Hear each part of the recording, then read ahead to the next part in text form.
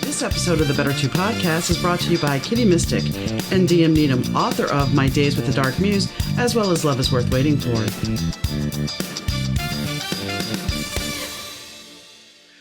Hi, gang. Donna here. Thanks for tuning in to the Better 2 podcast. Today's guest is Cheryl Cryer.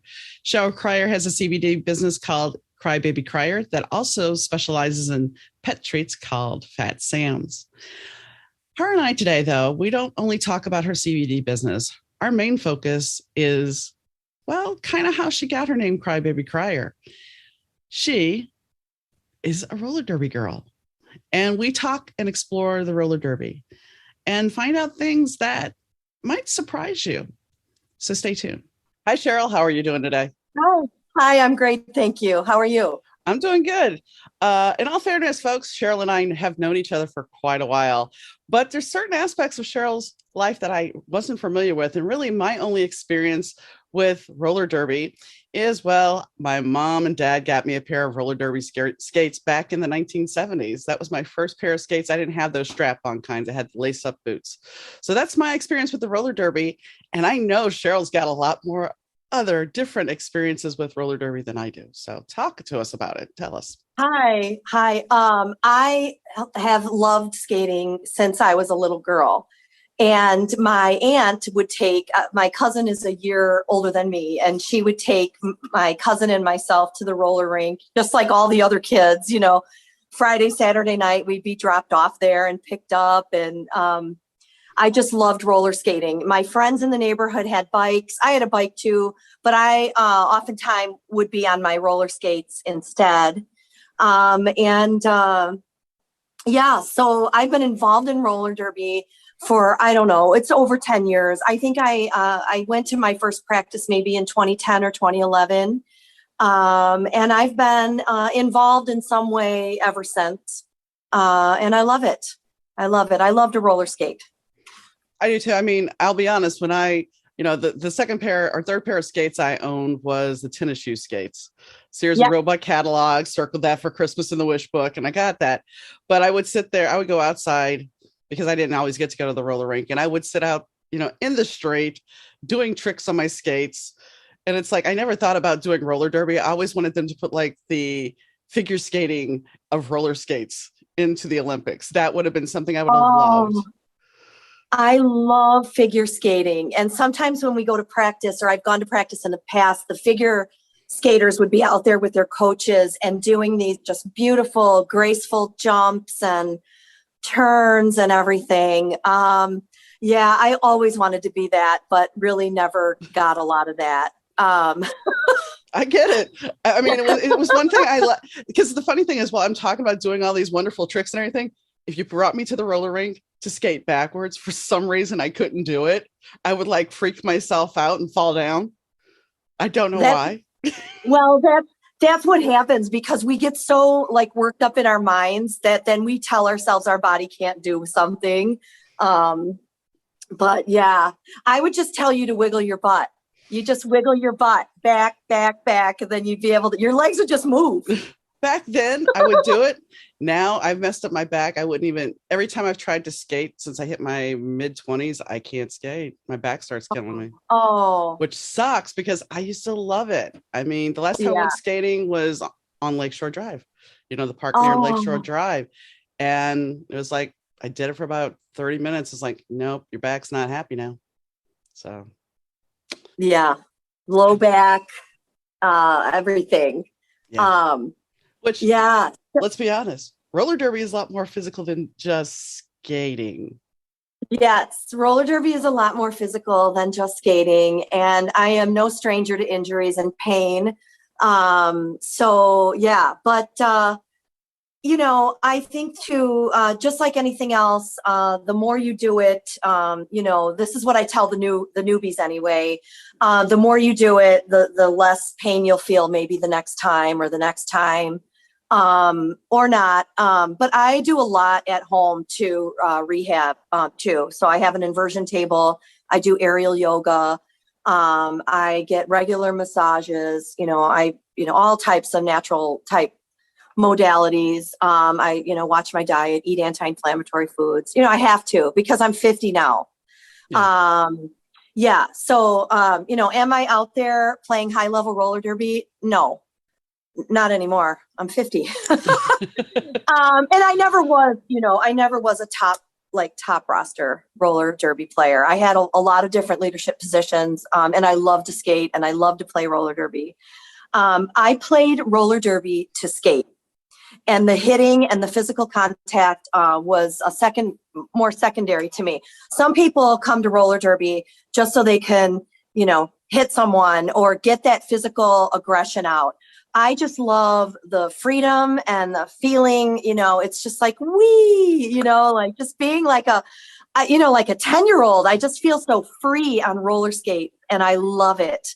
And that's really where I shine, I guess, or my thing is, I love to teach people how to skate and teach people how to, position themselves and get ready to play roller derby.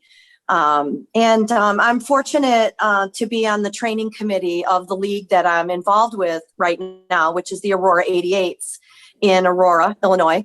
And that's where I started back then. I went to another league, which was great. And I had just a lot of people, they come to roller derby the first time and they don't realize the level of commitment that it has. You come to roller derby, you're like, yeah, I want to play roller derby.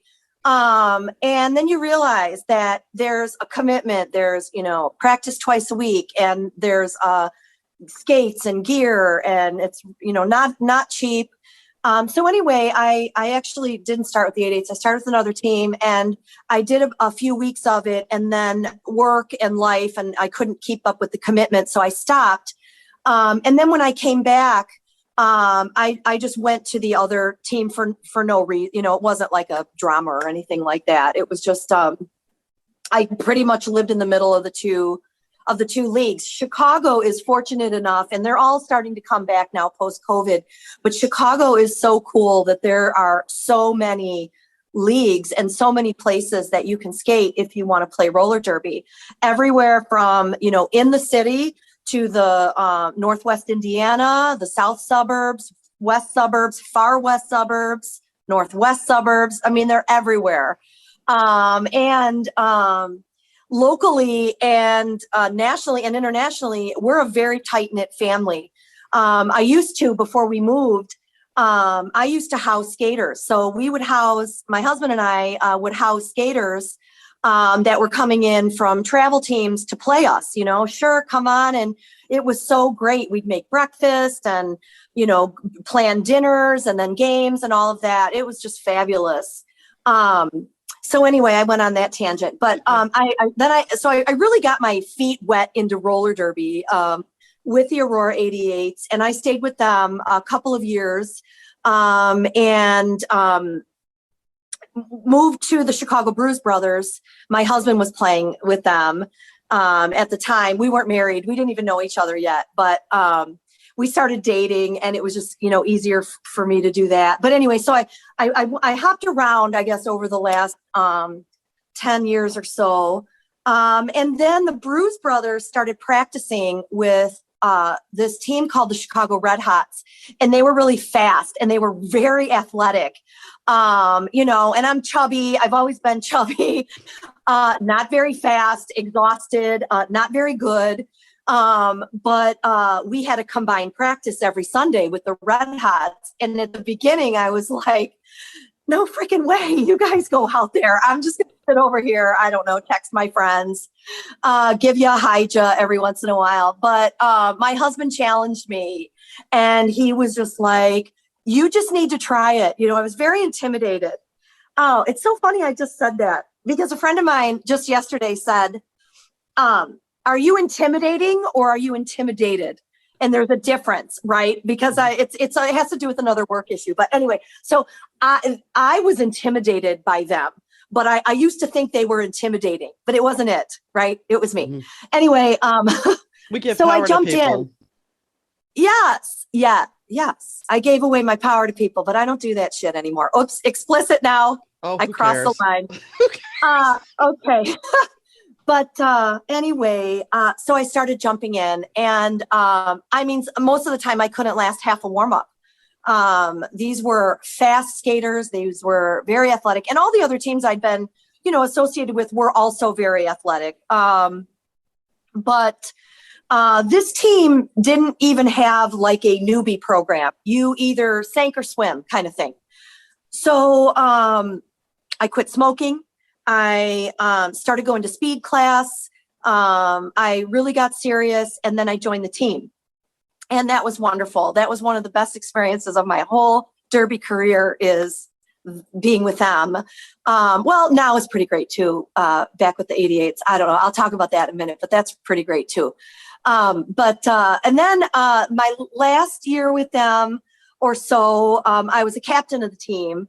And that was a big honor for me, especially being a middle roster skater, to be, a captain. And it just really, challenged me to get better. All the while, I mean, this wasn't when I was a young adult. This was just, 5 years ago or whatever, Yeah. And so that was great. And then I wanted a way to get all the men skaters I knew, because mind you, the Bruise Brothers and the Red Hots were practicing together, but their rule set was a little bit different. Some of the guys were on board, some were not, and that's fine. But anyway, I wanted to get a way for the male skaters I knew in the area, not just in Chicagoland, that really liked to play this particular rule set. I wanted a way to get them together. So I created this Facebook group to just invite them to practices, maybe do some clinics and whatnot. Well, that evolved into my friend Dee and I starting the Midwest All-Stars. So we kept that group.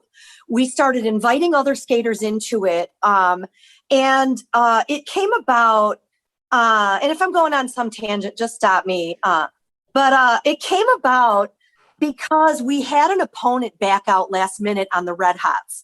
So the Red Hots were like, hey, do you think you guys can scrape up enough skaters that to play us? And I'm like, yeah, I think we can. So Dee and I were messaging our friends like through the night. And by the next morning, we had like a full roster plus alts.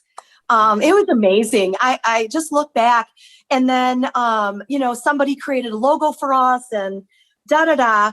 Well, then fast forward for the next couple of years, this Midwest All-Stars team, we were playing major events. Wow. We were playing against a team, we were playing against, Team Adam at RollerCon, and we were playing against these other teams at other derby events, Beat Me Halfway. And it was just so much fun. It wasn't always the same roster. Oh, and we even sent a team several years in a row to a national tournament. So it really grew, and people love to be on the team. And I still see people wearing the merch and the Midwest All-Stars logo and all of that. So I do hope to get that going again in some capacity. But fast forward to today, a lot's happened since then. I stopped playing altogether for a short amount of time because of multiple concussions and injuries, and then some like personal problems. So I took some time off and dabbled a little bit here and there with the Aurora 88s. The beauty about the 88s is that it was always like a home base. I could always go back. And we did, and my husband and I did, whether it was reffing or other type of officiating or coaching or anything. And so I'm back there now at 50, post this COVID and post lockdown, because mind you, all the teams shut down for 2 years. Yeah. We may have been, or they may have been practicing in pockets or under the radar. I didn't, not because I wouldn't have. I probably would have outside or with a mask, but because of just, we didn't want to spread it, and there's nothing more closer contact. I mean, the worst thing you can do to a roller derby team is show up with a cold. You're going to transfer that. so fast because we're rubbing bodies and we're sweating on people and we're face to face and you're trying to talk through your mouth guard and spit always comes out. I mean, you just can't. Yeah. So all these teams are coming back now. It's just so great. And we're coming back with just one, deeply missing those connections because it was like family. And I just can't wait for RollerCon this year because I'm going again. I'm working it again. And I just can't wait to see folks that, I haven't seen in a long time. Nice. Yeah. Wow. That was a tangent. It's okay. I was going to say, between roller derby coming back, roller skating is also coming back because like now Rogers opened up a place out in California where you can go roller skating and stuff. So it's more of a dance type thing. And you're seeing the videos on TikTok and Instagram and YouTube and Facebook of roller skating people doing what we did in the 80s. So in the 80s. Yeah. Yes. So it's nice to see that come back. And I do, because I know this, and I don't know if you want to share or not, but your wedding was actually tied to roller skating as well. Yes, my wedding was, I got married at Lombard Roller Rink at the start of the Bruise Brothers and the Red Hots practice. Oh man, that hit me in the feels, friend. Oh, that's okay. It's all good. So I could show you my wedding skates if you want to see them. Can you see them? Oh, cool. Yeah, I can see them. Very cool. Yeah, so I have them right up here. So I married a saint and the most wonderful human being on earth, and we got married at the roller rink. It was at the beginning of practice.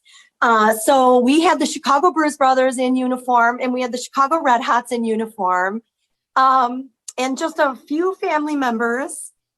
Yeah, it was wonderful. You married the passion of your life while doing, while dressed for your other passion. Yes. Yes. And one of my dear friends, Val Capone, married us, and backed by officials on skates, and nice.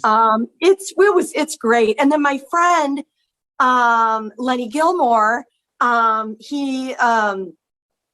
he is a photographer and videographer, and he was not my photographer that I hired for my wedding. Kristen Ackerman was, and she did a great job. But anyway, he just set up something in the rink, and I had no idea. So he set up his camera and then was in my wedding. And then I would say like an hour after the wedding, this video hits YouTube, and it's just everybody sharing it. And he put clips of the wedding to a song. And then Huffington Post picked it up.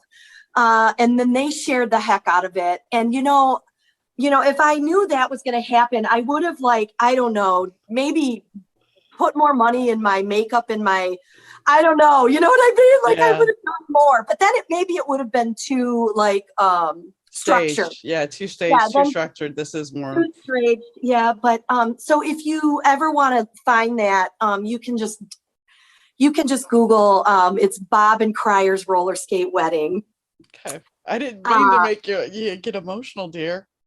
Well, you hit me right in the feels. You can see how much I love that whole event, and just how proud I am to have been there with. So here's how it was. So it wasn't my first marriage. It wasn't his first marriage.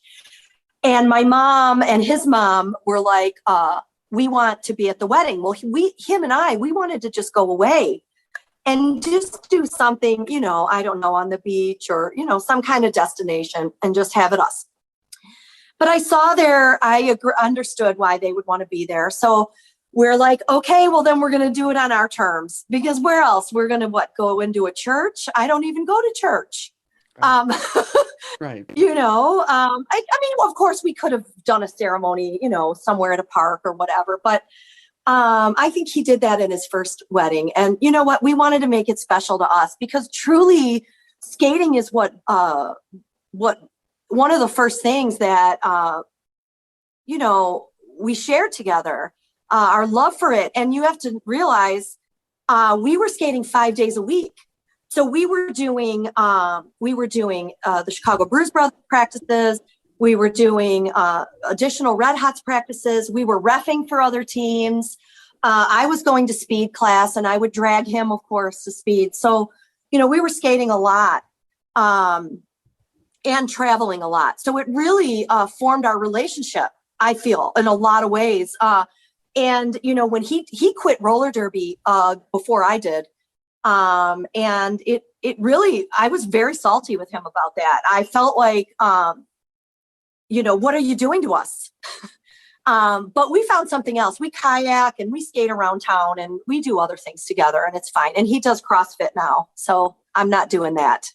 No, I mean, the thing is, if you still can find things to bring you together, even though it may not be roller derby anymore, there's still that connection there. And that's the biggest key to a relationship, is having that connection.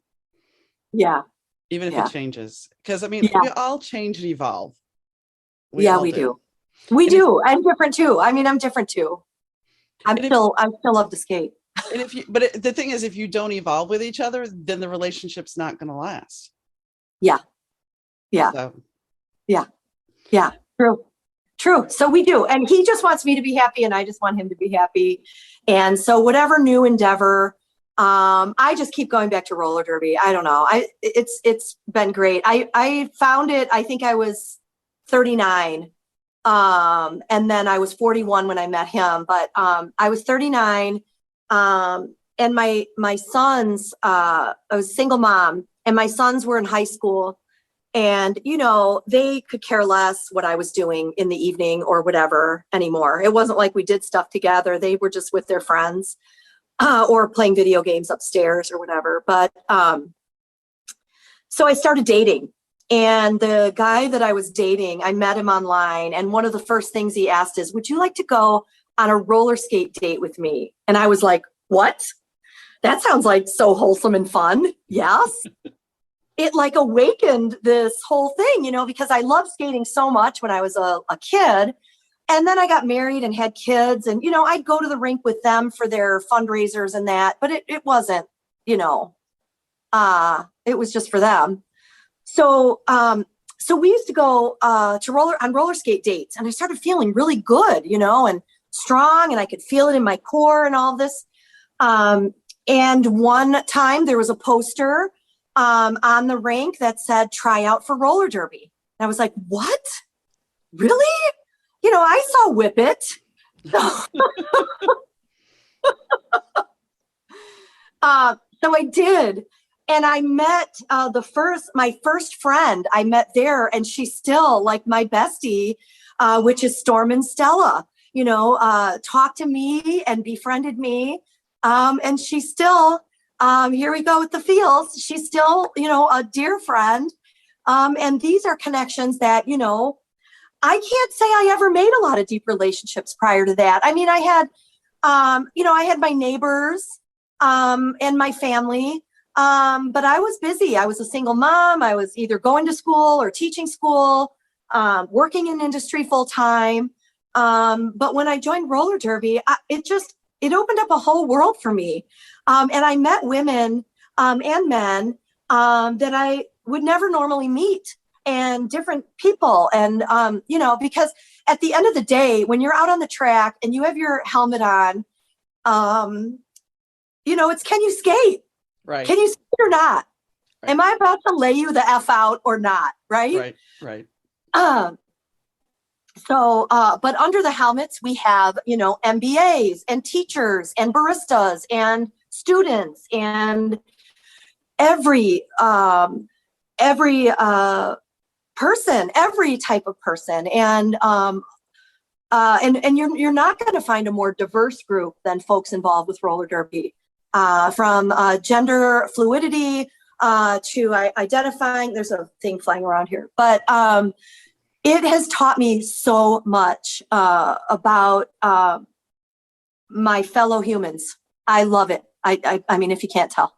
Well, and that's a blessing that, it teaches you, and you learn that all sorts of different people can come together. And that's something that we all need to learn in many different aspects. So do you have a roller derby name yourself? It's CryBaby Crier. That's what I thought, but I wanted to make sure before I. Yeah, it's CryBaby Crier. My last name's Crier. Hmm. And So I'm not going to go here now, but we'll talk about this. She does also have a CBD business called CryBaby Crier, CryBaby Crier. which, Yes, I do. Thank you. But so the name, yeah, we can talk about that in a minute. Yeah, it's kind of a cheap way out because when I started my business, I didn't have a social media platform or a website, but I owned crybabycrier.com and I had those social handles because I was always posting roller derby stuff on those handles. So I just took them for my business, and I with the idea that I would someday transfer it to like a normal sounding name or something. I don't know. But here we are 5 years later and I'm still using it. So anyway, and that's what my company's called. So well, all good. I think it works out good that way because of the fact that it part of your company is about healing. And what better Yeah. way to promote it than somebody who has had injuries from doing something physical that Yeah. is, a passion of theirs. Yes. Yes. I when I was first making products before I really started my business, I would make this topical, which is actually the pain relief topical that I use today, but it was, iterations. And I would pour it into baby food jars because we had those aplenty because I was helping my son with his daughter. And I'd pour it in baby food jars and I'd write OF on the top and I'd give it to my friends like, try this, try this. They'd give me the feedback. Well, that kind of worked, but can you make it a little stronger? Or I don't like the smell or, all of that. So yeah, it's exactly what I did. And the formula that I used was what the acupuncturist and Chinese medicine doctor used to treat my injuries, my roller derby injuries. So it kind of was fluid. But anyway, back to the name. So having a last name like Crier, you are teased a lot in grade school. I was teased a lot. And so I would cry. And as you can see, I cry very easily. And I think it was because of all the programming. Like I have so many feelings now or my whole life, just cry very easily. And so that was very easy to choose CryBaby Crier as a derby name. That's what was his last name? Oh, it's going to come to me later and then I'll have to tell you later. But would chase me in kindergarten every day at recess and CryBaby Crier. And then he would chase me around and I would fall and I would skin the same damn knee every time. But I'd like to see him put some skates on nowadays and we see what'll happen to that guy. I'm sure you could skate him under the table and then some. Maybe. Yeah. Another fun thing, and this is more, especially during COVID, when we weren't able to meet up and skate, I started and I love to skate outside, but I started skating outside a lot more. And I split my time between here and Florida, and I started skating in Florida a lot too. And then I signed up for the Florida Inline Marathon, and there's another one coming in October. So I skated the marathon in my quads. A lot of people, the serious athletes, a lot of them are in inlines, but I skated in quads and I wasn't the only one. But I did a half marathon this year and I think I'm going to do a half marathon next year. It's 13 miles. Wow. So it's about an hour, maybe a little less than an hour. But that is a cool accomplishment. I signed up and I wanted to do it before I turned 50. So I did that in October, right before my birthday.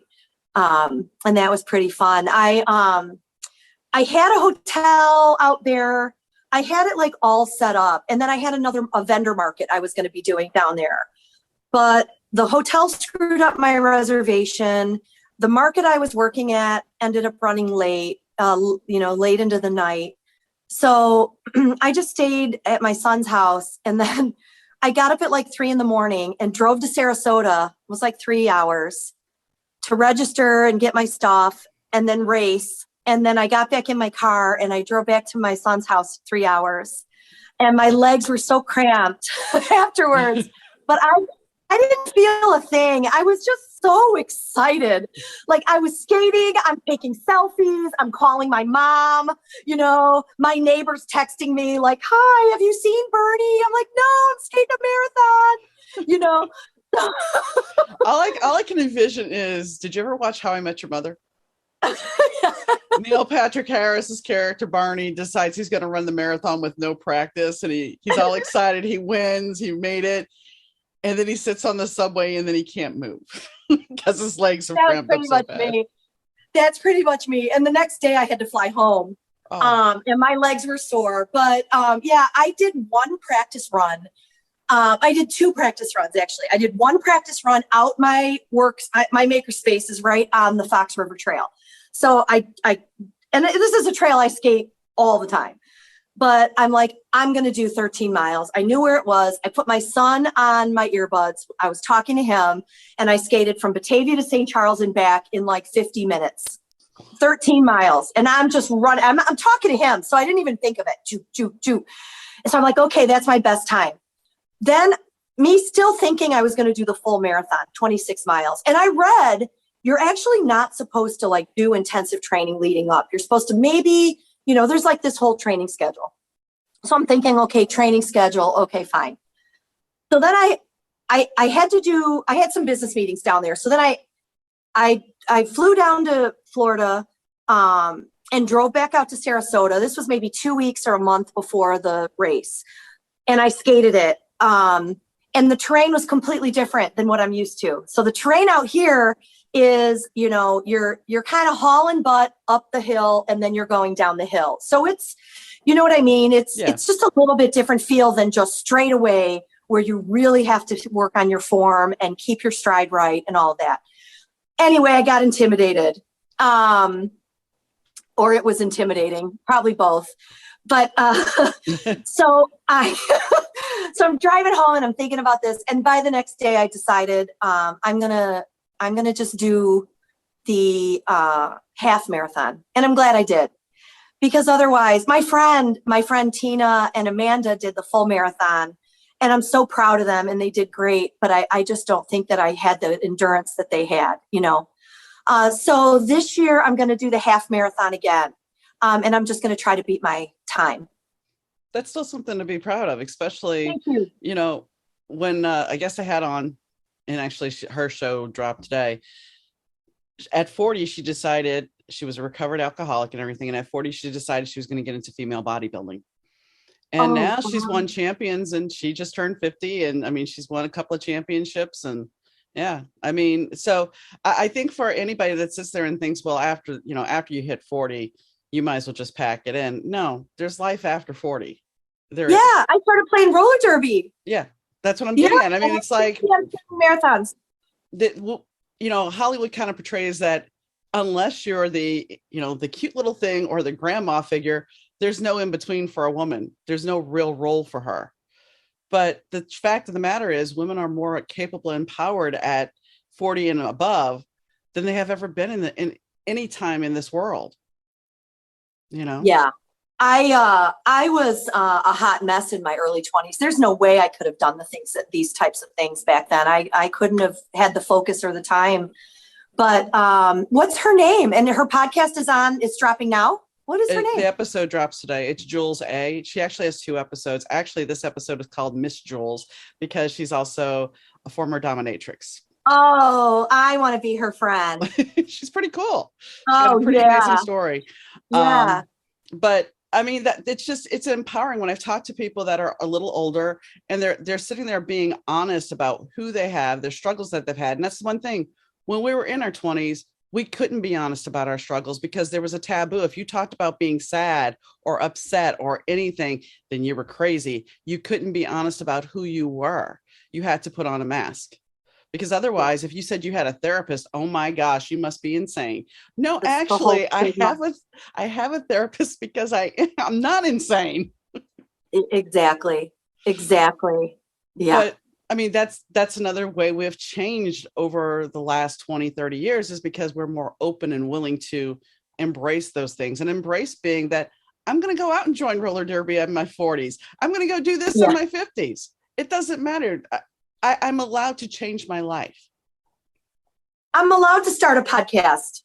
Yeah. And have it be wildly successful. Yeah. I'm talking about you. Yeah. When did you start your podcast? A year ago. I started it a year ago, and I have over 100 episodes that I've done. So, and then now we've done this side project, which the live show is B2D2 because Sherry's Sherry Diamond and I'm Donna. So it's D2. But that she was a guest on my show and she's like, hey, you want to do this? And I'm like, all right, let's go. So, I mean, Let's do that. You never know where opportunities are going to go. And that's the thing. It's like you going on that date. The guy may not have worked out, but you found another passion. And that's the thing. We don't really realize this. Yeah. Sometimes somebody's presented in our life that we're like, okay, whatever, an opportunity is presented in our life. And we're like, you're right. But it ends up working out the way it should. Yeah, it's all supposed to happen this way. Mm-hmm. And that's why we have to choose to be happy right now. Mm-hmm. Your circumstances around you are always going to be, disappointing, frustrating, late, tired, which I am all of those things, especially anybody who has talked to me lately. It's like, man, Crier, I'm tired of you telling me how busy you are. And I'm like, I'm just going to stop saying it. And it's like, I have to say it. Why do I have to say that? I don't. But anyway, lately it's been very busy, and up early and doing a lot of work, but, it's good. It's good.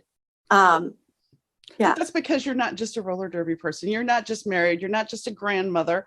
You also have a business and you're also a co-author. So it's like, I can see where you have all this going. I can. I do. I just have to be very careful because it's like any of us. I tend to take on way too much. And then, if I don't reel it back and try to get back to center on the regular, it will get out of control. And then that's when things end up going on their head, Mm-hmm. So yeah, it's a daily, and self-care has to come first. I have to prioritize myself, Yeah. And somebody might say, well, you're so busy, so why are you making the time for yoga? Or I see you're not too busy to go skating twice a week. Or nope, that's got to be first. I have to put that first because otherwise I'm not any good to anybody else when I'm not. Even if I am good to anybody else, even when I am, I don't know. Yeah. So thanks. It's definitely interesting. I started my CBD business after trying to heal from, a personal situation that, really was very stressful, which physical ailments and taking on way too much in roller derby leadership. So I was a board member on a governing body and, all of this stuff, and trying to form a men's team to represent the country. And, it was just very, very stressful. On top of that, some family stuff. I went on medical leave from my job and had, a doctor for every body function practically, all with different medication. I still was not sleeping at night. I was still melting down every day, just not really able to cope. And my son said, why don't you try CBD? And it wasn't quite legal yet. It was in 2017. And I'm like, I'm not really about that pot life. My association to that was, if you're out drinking, then maybe you'll partake. But it wasn't, I didn't look at it like a medicinal thing, And so I got to thinking of it. I bought a couple things online, got burned, wasn't enough CBD or they, just... and then I found a company that was great by my son's referral again. And I tried it and I got the best sleep of my life, felt like. I mean, after, being sleep deprived for like 6 months straight, trying to deal with all of these changes that were happening to my body and my personal life and my poor son and my granddaughter, I got a great night's sleep. So I started doing that a few nights in a row. Well, when you start getting a good night's sleep, then you can make some better changes and better choices the next day. I wasn't melting down as much. I was making better choices on the food I was eating. I wasn't going for the comfort food or the sugar or the ice cream or whatever. And then I could start to address some of these autoimmune issues that were flaring up, no doubt due to stress. So that opened the door truly for my wellness journey. And then I went to each one of my doctors and I said, hey, I started taking CBD and, it's really helping me sleep. Not the, Xanax or the Ambien or the blood pressure med I have low blood pressure. I don't even know why I was on that one. And I got a positive response from the neurologist, from the gastro doctor, from my family doctor. Everybody was on board except the psychiatrist. And this was the one that kept adding more antidepressants and things. And they likened it to masking my problems with alcohol. And I got very mad. I stood up and walked out. So I went to my family doctor again. I told him all what I was interested in doing. And he says, don't worry about it. Keep doing the CBD. I'll manage your psych meds for now. And then I began a journey of eliminating them a little bit at a time. And it wasn't just psych meds. I was on Pentasa for my gut, which was 8 huge horse pill. I mean, I was just on like 15 different pills. Then I started to before I started to go off, and this was really what got me like, I've got to stop this. I started to get a heart condition called QT prolongation, and it's where your heart races to try to catch up. And it's caused by serotonin syndrome oftentimes, so I was on too much meds, and so their answer was, we'll try this other med. We'll try this too then. So anyway, I went on a doctor guided journey to get off my meds, all the while also working with a naturopath, changing my diet, getting a medical cannabis card, all of these things combined. So that's really how I got started. I never thought in a million years I would be owning a CBD brand. I had a corporate job. I had global responsibilities. It was an office job, but I worked from home. So I really had it for everybody looking out in. I really had it made. But I wasn't happy there. So anyway, I went off medical leave. I went back to the corporate job my first week back, and I knew this was part of the problem. It just wasn't for me anymore. And mind you, this was the life I strived for my whole adult life up to this point, raising children, going to school, getting an MBA, doing the whole single mom thing. That's what I thought I wanted. And I walked away from a lot of money. But anyway, I left. I went to HR. This is not working. And we figured it out, and I left. Meanwhile, my husband, who is not like me, he's like, what are you going to do? And I'm like, I don't know, but I know it's not that. And I didn't go through this whole year basically of figuring out how I'm going to help my family keep healthy, have healthy relationships. So I said I didn't know. Anyway, one day I'm like, I'm going to write to the CBD company. So I did. I wrote to the CBD company, and coincidentally, their VP of sales grew up in St. Charles. This is a Denver-based company. Wow. Or Evergreen. And I'm still with them today. I'm still buying the same CBD from the same source. Anyway, so they coincidentally grew up. He knew my area. He knew everything. And I told him my whole thing, what I'd been going through. So they let me in. I was like the littlest wholesaler. I put it on my credit card. I didn't tell my husband, not that I had to. I guess I did. I should have, but I didn't. And mind you, I've only been married 6 years, right? So at this time we were married 4 years. We were married pretty much. And then I had this crisis a year later. And he stuck through it with me. Thank God. But anyway, yeah. So, I lost track of what I was saying, but that's true love. Yeah, he's great. That's what he tells me. He's just a great guy. I tell him I don't deserve you, and he's like, you don't even know how much I love you. It's so nice. It's so nice. We've been together 9 years. I mean, and it's based on trust and respect. It equals love. Deep love. But so anyway, he stuck it out. So here I am.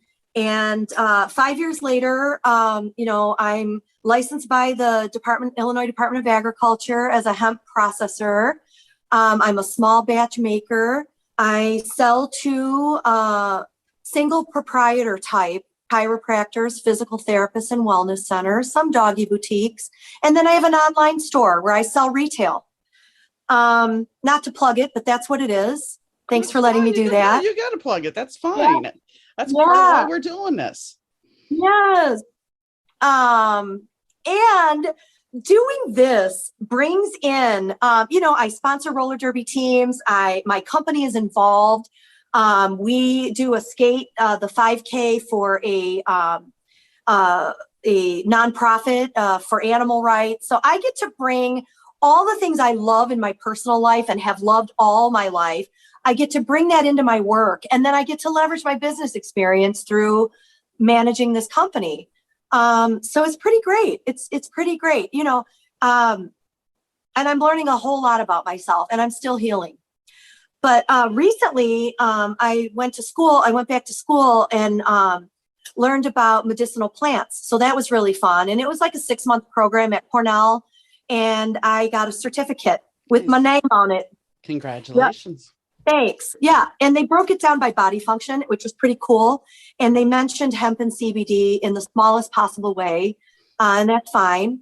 I was able to expound a little bit more, like in the discussion questions, and get more into that.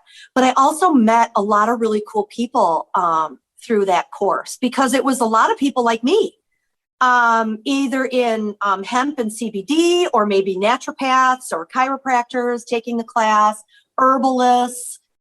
So that was really cool. Yeah. And then I contributed to a book that came out at the beginning of April called CBD for Your Health, Mind, and Spirit. And I wrote it with a mutual friend of ours. Her name is Carrie Connor. And I always tease her. I'm like, Carrie, you've written 100 books. And she's like, no, it's like 10. And I'm like, no, it's like 100. She's a great author, established author. And I remember meeting her at a pop-up market. Maybe you and John had popped up at Donna at that market, or maybe you were there for something else. But and her book, Wake, Bake, and Meditate, was just getting ready to come out. And I saw her, and I just thought, wow, she's the shit. Yeah.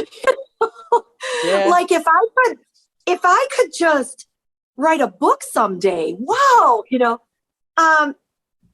and then when they asked her to write a book about CBD, and she just asked me, hey, they asked me to write a book about CBD. Can you point me to some resources, or, are there any books you think I should get to learn about it?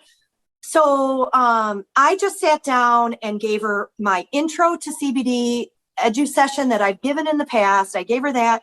And then I pointed her to all my favorite, University of Israel and Cornell's vet science, and like all the research that I follow and the articles.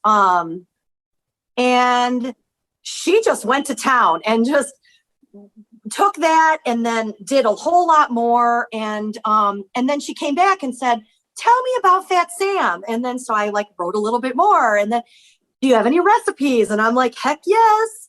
Mm-hmm. So I kept going with it. And I'm just really honored and so excited that it came out. And so they put my name on the cover. It's on the bottom under Carrie's name. And yeah, it's just beyond my wildest dreams. It's wonderful. And I love the book, and the cover art is beautiful. And so we've been doing some podcasts, and I'm learning a lot about myself that way. And we're doing a book signing in Denver at the New Age Trade Show. It's the International New Age Trade Show. And Llewellyn is there, the publisher, in a real big way. And so I'm going to be there signing. And then my CBD source is in Evergreen. So I'm going to go there and visit them. And I'm excited about that. And then I also have a son my son lives there, my oldest son. And I'm real excited to be in Denver next month. So nice. Yeah. So once again, you still have a lot going on. And the one thing you said, and I want to talk a little bit about, I want to go back to this real quick, is like you were talking about the corporate job. I know from my own experience, I strived when I started at the last company I worked at. It's like, and even before then, I started out in the insurance world as a mail file clerk. And I'm like, one day I'm going to be a claims adjuster. Okay, Fast forward, I got to be a claims adjuster. And then when I started the last company, I was one of like 8 people, and I knew we were growing. And I'm like, all right, so one day I'll be a claims supervisor. Yeah, okay. I got that. And I remember being at my job near the end and sitting at my desk going, I'm going to quit. I'm just going to quit. I can't take this anymore. Yeah. And I think the thing is we put such pressure on ourselves that we can achieve these things as far as being in the corporate world, but we don't understand the political aspect of the corporate world. We don't think about the hierarchy and how we're going to fit in and how shit rolls downhill. Yeah. And even though it was something in corporate that did something wrong, your unit's going to get it and you're going to be the one to take it. Yeah. So it's like, okay. So, I mean, it's not that corporate America is bad. It's just, I think at a certain point, what used to be corporate America in the 70s, where they respected their employees, and they've kind of gotten back to doing that recently after the pandemic because nobody wants to deal with corporate America like they used to. No. I think there's more of appreciation, but for that swath between, I would say, the 90s and the early 2000s, you were just a hamster on a wheel. We can replace you. We don't really care about you. Yeah. And that's toxic. It takes a lot of toll on you, and nobody really thinks about how stress can affect you physically. Yeah. Yeah. It really, really can physically, especially, autoimmune, gut health. I never had an autoimmune problem and the thing is, and that's the one thing about it. And I believe in doctors. I believe in medical doctors, folks. It's not that. And some people do need to be on medication, but it's like, instead of looking at the big problem, we want to give you a pill to solve it. I have chronic back problems. I have back injuries. I was not sleeping. I was having issues. And immediately the one they go to, and I'm not saying it's not real, folks, but they wanted to go to, even though I didn't have all the symptoms, but it was easier to lump me in. Oh, you have fibromyalgia. Okay. Do you want to unpack what else I might have, or are we just going to go with that? So, and they probably gave you Cymbalta or some other. They gave me Cymbalta. Yeah, they give it. I was on Cymbalta for 3 days, and I started having dark thoughts, thinking John would be better off without me. And because I had my mother who committed suicide, I'm like, this is not me. And I took myself off of it because I had only been on it for 3 days. And when I went to the doctor, he's like, yeah, you were right to take yourself off of that. Well, gee, thanks. Okay. But the real kicker is, so this was 2006 when all this was going about. 2012, we had a car accident, and I go to an acupuncturist, and she's like, I want you to pull your blood work. We're going to pull your blood work completely. I'm like, okay, fine. And she looks at me and she goes, you have Hashimoto's. I'm like, what? You have a thyroid issue. Okay. And the doctor has done the normal thyroid panels all the time. So I take the blood work and I go to my GP and I hand it to him, and he looks at me and goes, where did you get this? I made it up. But the thing is, why are you asking me where I got it from? Shouldn't your concern be like, oh, well, yeah, I see you have a problem, but no, where'd you get this? But that's the thing. I think there's a lot of people out there with thyroid issues, but we don't want to run all the proper tests. And thyroid is such a hard thing to navigate because it fluctuates so much. So, but thyroid, you have a lot of the same symptoms as fibro.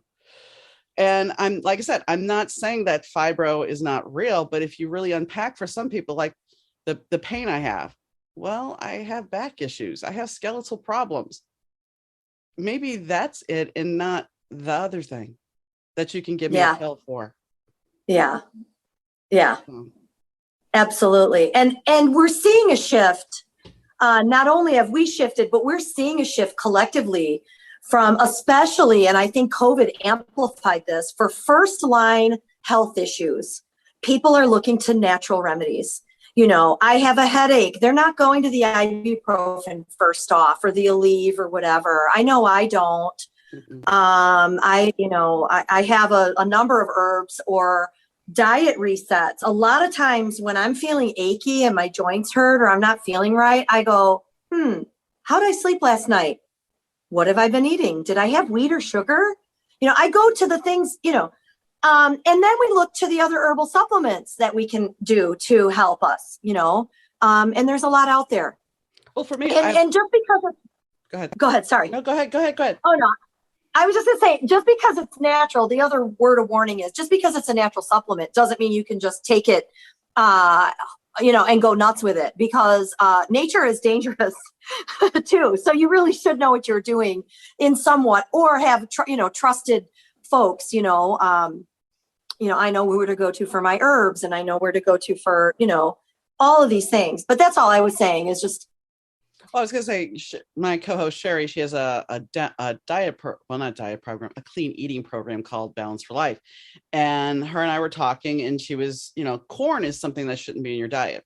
Right. Okay. Corn has always been in my diet, and I've always thought maybe I have a reaction to it. So I quit. I eliminated corn out of my diet.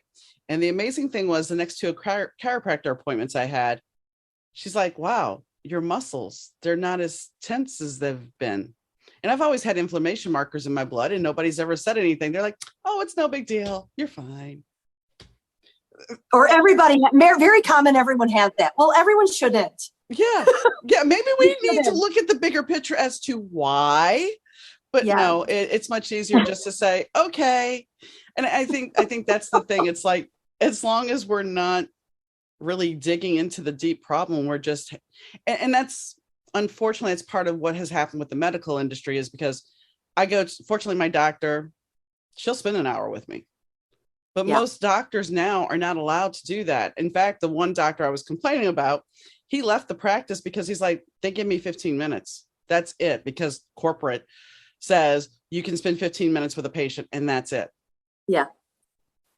Yeah. And then my family doctor is part of a medical group or a practice management. So, they are very regimented. And so, but he has a foot into natural wellness as well, but we don't document that. So when I make an appointment, he just charts what they want.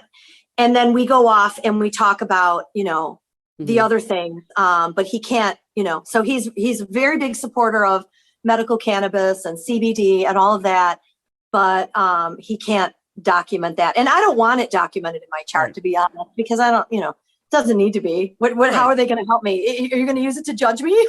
Right. Well, I mean, what's interesting for me, you were talking about the blood pressure issue. You have low blood pressure. For me, I was diagnosed with high blood pressure at 27. And now my doctors are like, well, with you losing weight and everything, we're going to get you off the blood pressure medicine. They're like, really, your blood pressure is not high. And I'm thinking, well, that's because you changed the parameters of blood pressure, high blood pressure, in the last 20 years. So maybe I should have never been on the medicine to begin with. In the first place. But I mean, and I don't fault the medical community. They're doing the best that they can. And I'm glad we have them, because they have helped a lot of different things. I don't fault them at all. Of course. Of course. It's just, I wish that we could dig deeper than just going through the drive-by and going, oh, well, let's see. You got enough symptoms. Let me just put you in this box. But we put everything in boxes in this world. So I guess it's just par for the course. And they have to crank you out, and they can't afford to care or to spend enough time to really partner with you. And that's why I think the time is now. I mean, it's been, but the time is now for all of us to really be better advocates for our own health care. And I was talking to somebody else, and we have a book idea about that too. So I have a assignment over the summer to outline that, just my part, of it. But we really do. When you think about it now and I mean, we've always had doc in a boxes. We've always had them. But it's a little scarier when you can go to your local CVS clinic. And, I mean, is that a good thing that we're not, and is it really a doctor you're seeing, or is it a nurse practitioner? I mean, they're just going off protocol, and they're just following protocol, because everything is protocol out. Everything is metriced out, It goes back to the blood work. It goes back to the thyroid blood work. Well, the thyroid panels we can run is this one and this one. We can't run the other ones. Vitamin D deficiency. How much? Okay, now we can talk about this real quick. Vitamin D deficiency is a big thing to make you tired, make your muscles ache and everything else. and I was chronically vitamin D deficient. But here's the thing. We don't pull that panel because it costs too much to pull that panel. And we have to have approval from your insurance company to be able to pull that panel. Otherwise, you're going to have to pay. But wouldn't it make sense to get to the root of the problem?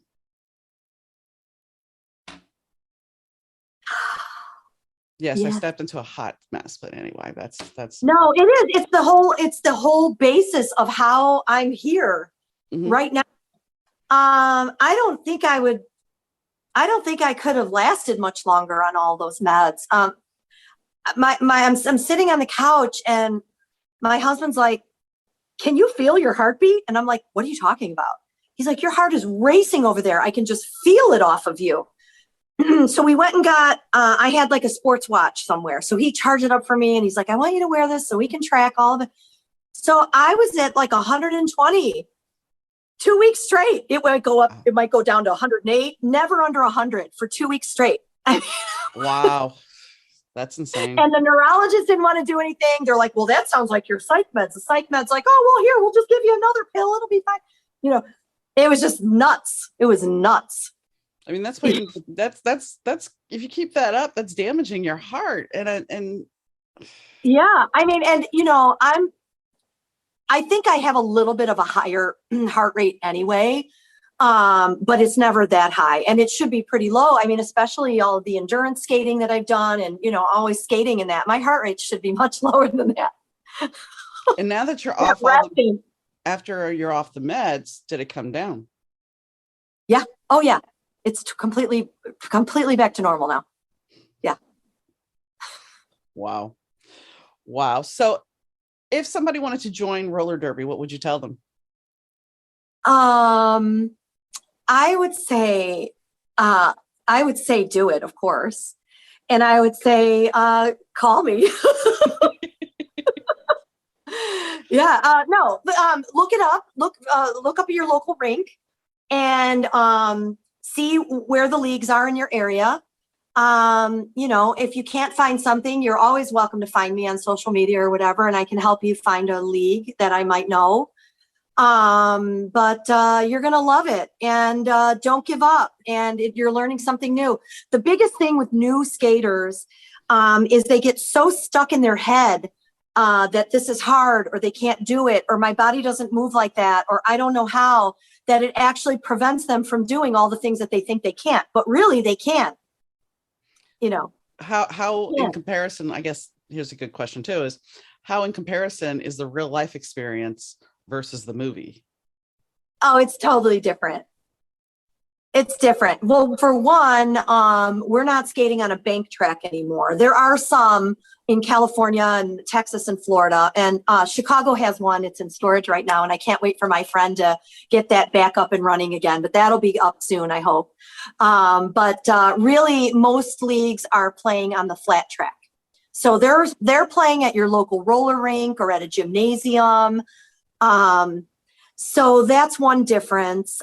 There's no hands or elbows or, you know, Whip It was like taking heads and throwing them off the track. I mean, we would get ejected. You might get banned from roller derby for your whole life from that. You know, we hit with our hips and shoulders, you know, your side meet. You can't hit anybody in the back. You can't hit with the elbows. I can't grab anybody with my hands and just move them out of the way as much as you want to.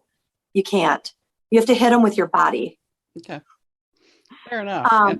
So that's a difference. I mean, I could, you know, it's a lot, you know, I mean, of course, but back in the day, that's how derby was, I think. Yeah. Maybe. Well, yeah. I mean, if you see, I think there was a roller derby thing on Miami Vice. There was one in a Duran Duran long form video called Arena, where they had girls in teddies doing roller derby stuff, of course, you know, because that's just what you do. But I mean, it was a lot more elbowing. It was a lot more throwing, you know, because guys like to watch women in cat fights, I guess. I don't know. But. In lingerie. Yeah. So that whole stigma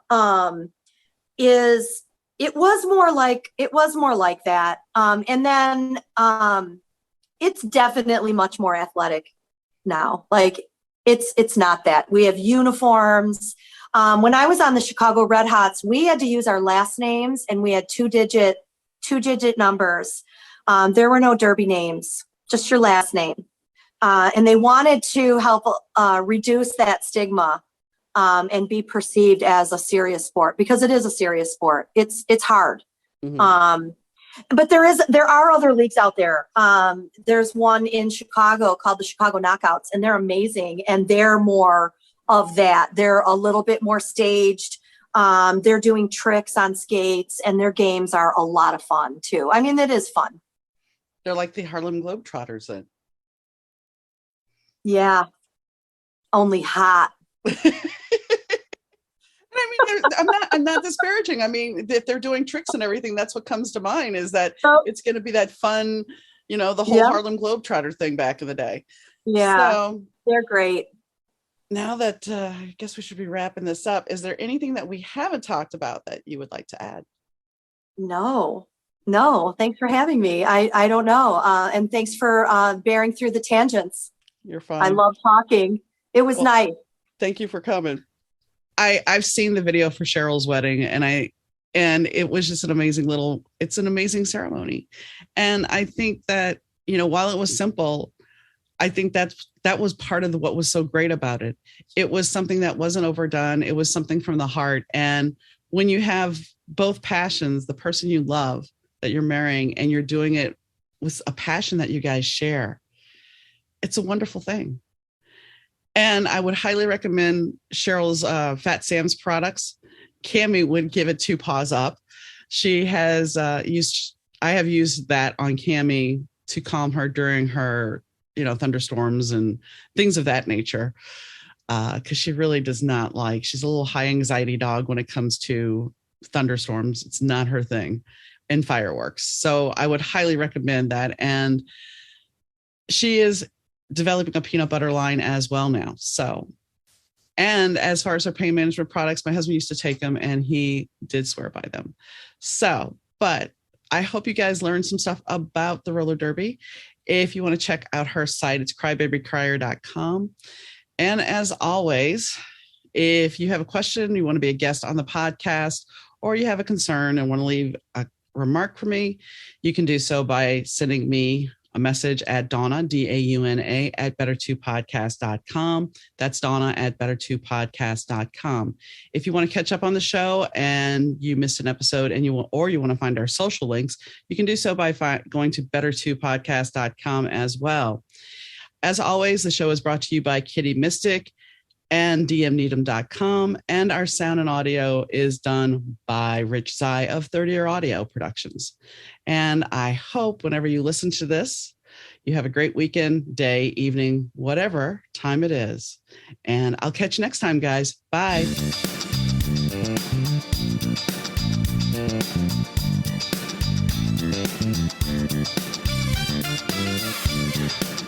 The Better 2 podcast is mixed, edited, and produced by Rich Zai of 30 Year Audio Productions.